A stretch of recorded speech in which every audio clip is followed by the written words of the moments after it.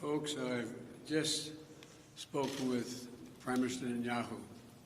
Earlier today, I spoke with President al-Sisi of Egypt. Prime Minister Netanyahu informed me that Israel has agreed to a mutual unconditional ceasefire to begin in less than 2 hours. The Egyptians have now informed us that Hamas and the other groups in Gaza have also agreed. In my conversation with President Netanyahu, I commended him for the decision to bring the current hostilities to a close within less than 11 days. I also emphasized what I've said throughout this conflict. The United States fully supports Israel's right to defend itself against indiscriminate rocket attacks from Hamas and other Gaza-based terrorist groups that have taken the lives of innocent civilians in Israel. The Prime Minister also shared with me his appreciation for the Iron Dome system, which our nations developed together and which has saved lives of countless Israeli citizens, both Arab and Jew. I assured him of my full support to replenish Israel's Iron Dome system to ensure its defenses and security in the future. Over the last 11 days, I've spoken with the Prime Minister 6 times. I've also spoken with President Abbas of the Palestinian Authority more than once, and part of our intense diplomatic engagement. And I want to also thank the Secretary of State, the Secretary of Defense, our National Security Advisor, and everyone on our team for their incredible efforts to bring this outcome that we're about to see.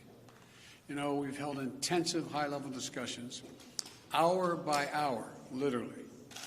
Egypt, the Palestinian Authority, and other Middle Eastern countries, with the aim of avoiding the sort of prolonged conflict we've seen in previous years when the hostilities have broken out. I extend my sincere gratitude to President al-Sisi and the senior Egyptian officials who played such a critical role in this diplomacy. I also appreciate the contributions of other parties in the region who've been engaged in working toward the end of hostilities. These hostilities have resulted in the tragic deaths of so many civilians, including children. And I send my sincere condolences to all the families, Israeli and Palestinian, who have lost loved ones, and my hope for a full recovery for the wounded.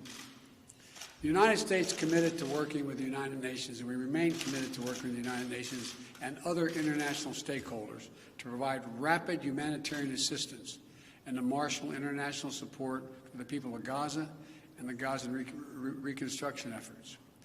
We will do this in full partnership with the Palestinian Authority, not Hamas, Authority, in a manner that does not permit Hamas to simply restock its military arsenal.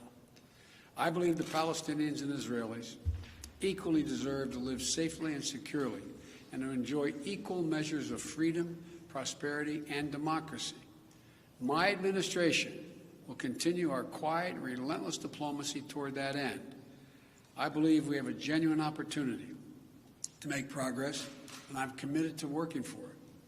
I want to thank you all. May God bless you all, and pray that this continues. Thank you so much. Mr. President, de-escalation. Are you confident the ceasefire will last, President Biden?